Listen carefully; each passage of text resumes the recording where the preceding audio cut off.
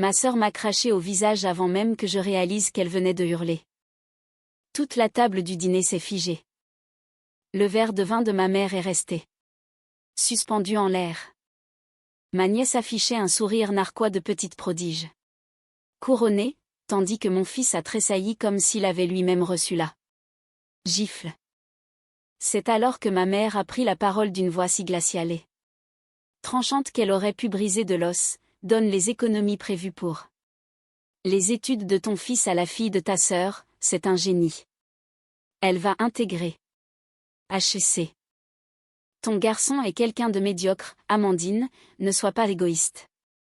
Bonjour à tous, je m'appelle Amandine Morel, et c'est ce soir-là que j'ai compris que ma famille ne se contentait pas de sous-estimer mon fils, elle l'effaçait purement et simplement.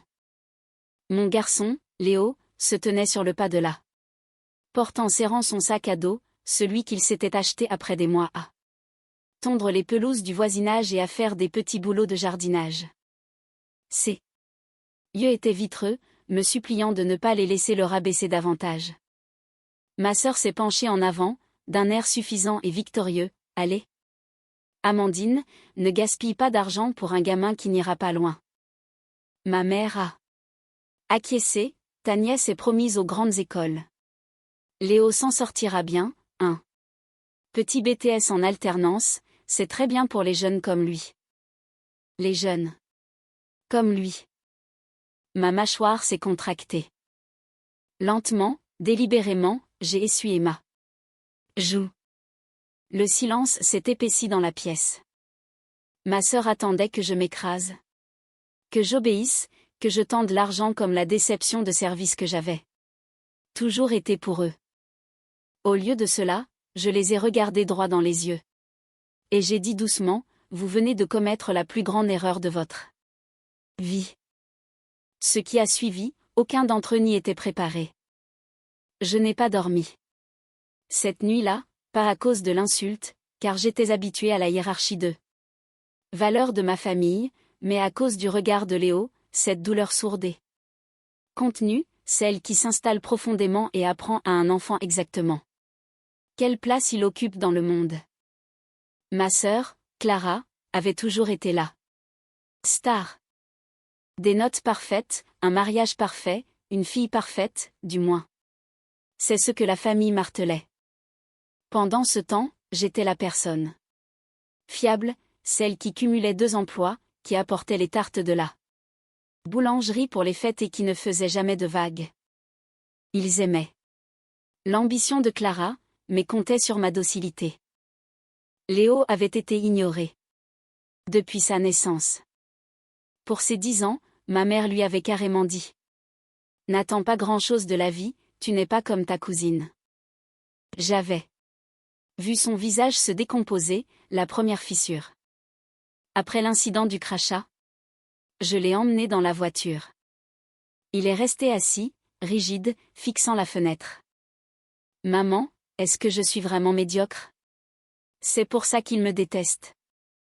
Ma gorge s'est serrée. Non, mon chéri. Il ne te voit pas, c'est tout. Mais à l'intérieur de moi, quelque chose a basculé. Je n'étais pas seulement en colère, je me réveillais. Si ma famille pensait que Léo était insignifiant, j'allais consacrer chaque souffle à leur prouver le contraire. Le lendemain matin, j'ai pris une décision qui allait discrètement remodeler les 12 années suivantes, et aucun d'eux ne l'a vu venir.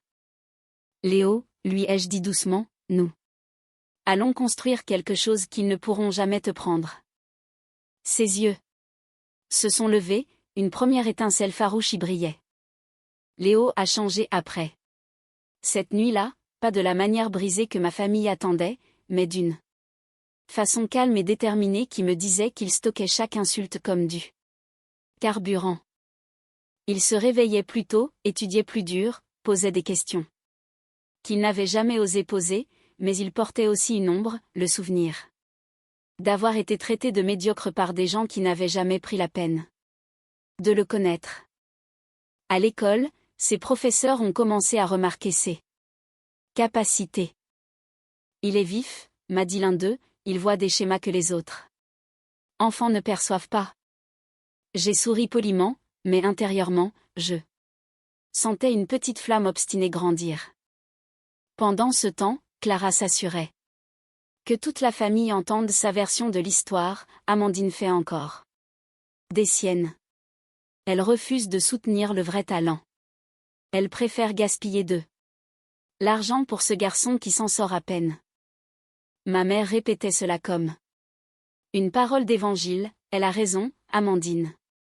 Ta nièce est exceptionnelle. Léo doit apprendre sa place. Apprendre sa place. Cette phrase m'est restée en travers de la gorge. Les invitations familiales se sont raréfiées, puis ont cessé. Anniversaire, fête, discussion de groupe, tout passait par le filtre de l'influence de Clara. Léo l'a remarqué, mais il ne s'est jamais plaint. Il travaillait juste plus dur.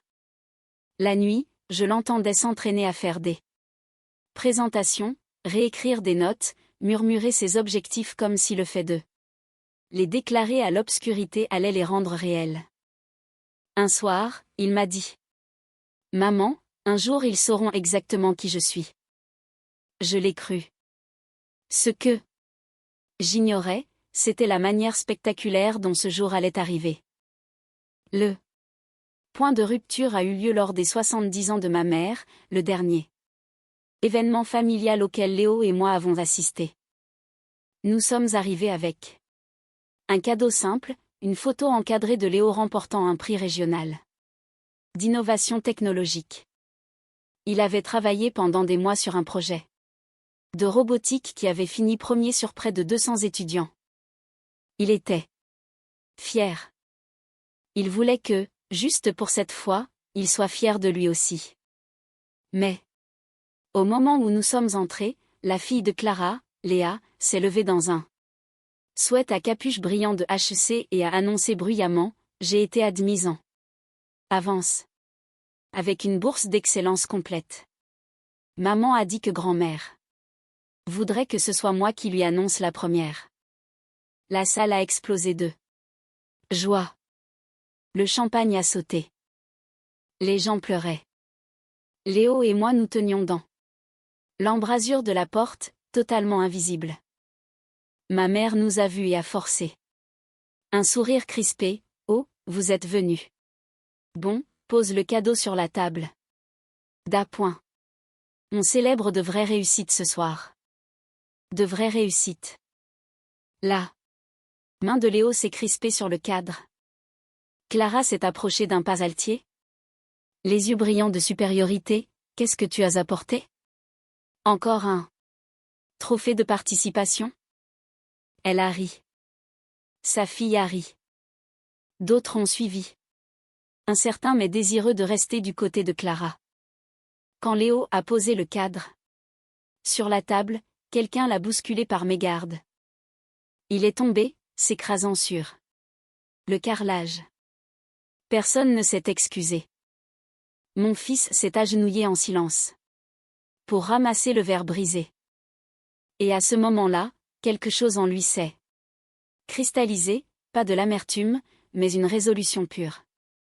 Il s'est redressé, a redressé ses épaules et m'a murmuré: Un jour, maman, ils regretteront de nous avoir traité comme ça.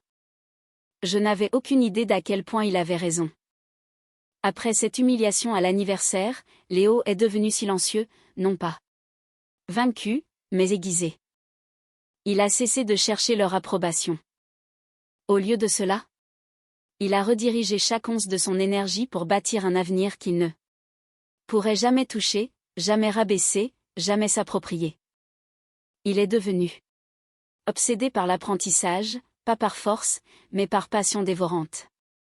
Les nuits tardives n'étaient plus remplies de blessures, mais de manuels, de conférences en ligne, de kits de drones étalés sur la table de la cuisine. Parfois, je me réveillais à 3 heures du matin et je le trouvais encore au travail, ses écouteurs sur les oreilles, marmonnant des équations. Léo, chéri, dors un peu. Murmurais-je. Je vais le faire, maman. Juste un dernier test. Je suis tout prêt. Et il l'était toujours. Pendant ce temps, la famille de Clara sombrait. Leur train de vie était devenu démesuré. Leurs dépenses explosaient. La vie étudiante dans les grandes écoles parisiennes n'était pas donnée, même avec une bourse, et l'arrogance de Léa lui faisait perdre de réelles opportunités. Mais ma famille ne demandait jamais de nouvelles de Léo, pas une seule fois. Pour eux, il avait cessé d'exister. Tant mieux. Nous étions enfin libres de progresser dans l'ombre. Lors de sa dernière année d'études supérieures, Léo avait construit un prototype de système de drone logistique si avancé qu'un incubateur de haute technologie l'a accepté avant même qu'il ne soit diplômé. Ils lui ont offert un mentorat, un financement et une voie royale, une voie qu'il avait tracée entièrement seul. Quand il m'a montré la lettre d'acceptation, il n'a pas souri comme un adolescent normal. Il a simplement dit une chose, maman, c'est la première étape. Je ne connaissais pas encore son plan, mais je savais qu'il était brillant. Léo ne s'est pas contenté de réussir, il a fait une ascension fulgurante. En 5 ans, sa technologie de drone est devenue une solution logistique d'envergure adoptée par de multiples multinationales. Les investisseurs le qualifiaient de prodige. Des ingénieurs ayant 2 fois son âge sollicitaient ses conseils. Son entreprise grandissait si vite que j'avais du mal à suivre les articles de presse, les interviewer, les prix. Mais Léo gardait tout cela secret devant notre famille. Il ne mérite pas d'être au courant, disait-il. Ils le verront quand le moment sera venu. Pendant ce temps, le monde de Clara se fissurait. Léa galérait à HEC. Changeait de spécialité 2 fois avant de finalement abandonner. Clara et son mari ont dilapidé toutes leurs économies en prétendant que tout allait toujours pour le mieux. Ma mère continuait d'insister, ils vont bien, c'est juste une phase d'adaptation. Mais même elle ne pouvait ignorer les mises en demeure et les factures impayées qui s'accumulaient derrière les portes closes. Léo attendait. Il construisait, s'étendait, décrochait des contrats d'État, achetait des propriétés, et le jour de ses 24 ans, il a pris une décision qui a fait rater un battement à mon cœur. Maman, je pense que c'est le moment. Le moment de quoi? Le moment de leur rappeler qu'ils ont méprisé. Cette semaine-là, une invitation formelle a été envoyée à toute la famille pour une réunion dans un domaine privé dont ils ignoraient que Léo était le propriétaire. Ils ont accepté instantanément, imaginant des vacances gratuites. Ils n'avaient aucune idée que l'héliport sur cette propriété n'était pas décoratif, ni que Léo prévoyait d'y atterrir. Ce qu'il apportait avec lui allait tout changer. La réunion bourdonnait de sourires forcés et de parfums bons marché. Ma famille est arrivée dans des vêtements délavés qu'ils prétendaient être vintage. Clara s'accrochait à un sac à main dont l'étiquette de prix était encore glissée à l'intérieur. Ma mère parcourait le domaine d'un regard avide, murmurant, celui qui possède cet endroit doit être immensément riche. Clara, tu devrais peut-être te faire des contacts. Je me tenais près de la rambarde. Le cœur battant, j'attendais. Puis un grondement sourd et puissant a fait vibrer tout le domaine. Les têtes se sont levées d'un coup vers le ciel. Un hélicoptère noir élégant a traversé l'azur pour descendre vers l'héliport avec une assurance qui exigeait l'attention de tous. Les invités se protégeaient les yeux du soleil. Ma mère a agrippé mon bras. Qui est-ce? La porte a coulissé. Léo en est sorti. Pas de sac à dos. Pas de cadre brisé dans les mains. Juste un costume sur mesure, un regard calme et la puissance tranquille de quelqu'un qui s'était bâti lui-même à partir de rien. Ma famille ne l'a pas reconnu au premier abord. Puis Clara a eu un hoquet de surprise. La mâchoire de Léa s'est décrochée. Le visage de ma mère est devenu livide. Est-ce que c'est Léo, a-t-elle chuchoté, comme si prononcer son nom pouvait briser quelque chose de fragile. Léo a marché vers nous, chaque pas mesuré, résonnant. Dans la cour pétrifiée. Ma mère a fini par demander d'une voix tremblante. Léo, mon chéri, qu'est-ce que tu fais ici? Qui t'a amené? Il s'est arrêté à 1 mètre d'elle. C'est moi, a-t-il dit. C'est ma propriété. Silence de mort. Puis Léo a glissé la main dans sa veste, et ce qu'il en a sorti a fait reculer ma sœur de 2 pas. Léo tenait une simple enveloppe blanche, nette, lourde, délibérée. Il ne l'a pas donnée à ma mère. Il ne l'a pas donnée à ma nièce. Il a marché droit vers Clara. Ses lèvres tremblaient. Léo, mon petit, tu nous as tellement manqué. Il lui a tendu l'enveloppe sans un mot. Quand elle l'a ouverte, une pile de documents a glissé entre ses mains tremblantes. Ses yeux parcouraient les pages, la confusion laissant place à l'horreur. Léo. Qu'est-ce que c'est, a-t-elle chuchoté. La voix de Léo était calme, presque douce. Ta dette. La totalité. Sa gorge a émis un petit bruit sec. Tu l'as payé? Non. L'expression de Léo ne s'est pas radoucie. Je l'ai racheté. Des exclamations ont parcouru la cour. Il a continué, la voix ferme. Comme de l'acier, tu as craché au visage de ma mère. Tu m'as humilié. Tu as dit au monde entier que j'étais médiocre. Désormais, chaque prêt pour lequel tu seras en défaut, chaque paiement que tu rateras, c'est à moi que tu le devras. Je possède tout. Légalement. Clara a vacillé. Léo, s'il te plaît, nous sommes en difficulté. Tu ne peux pas faire ça. Il a soutenu son regard. Tu m'as appris que je ne valais pas la peine qu'on investisse en moi. Aujourd'hui, je ne fais qu'honorer ta leçon. Ma mère a fait un pas en avant. Léo, arrête. Ça. Nous sommes une famille. Léo l'a regardé sans ciller. Une famille, ça vous porte vers le haut. Vous m'avez enterré. Ce que vous voyez, c'est juste moi en train de sortir de terre. Puis il s'est tourné vers moi et a glissé une seconde enveloppe dans ma main, des titres de propriété, des parts d'investissement et une lettre qui disait simplement « Tout ce que je suis a commencé avec toi, maman ». Mes jambes ont failli se dérober.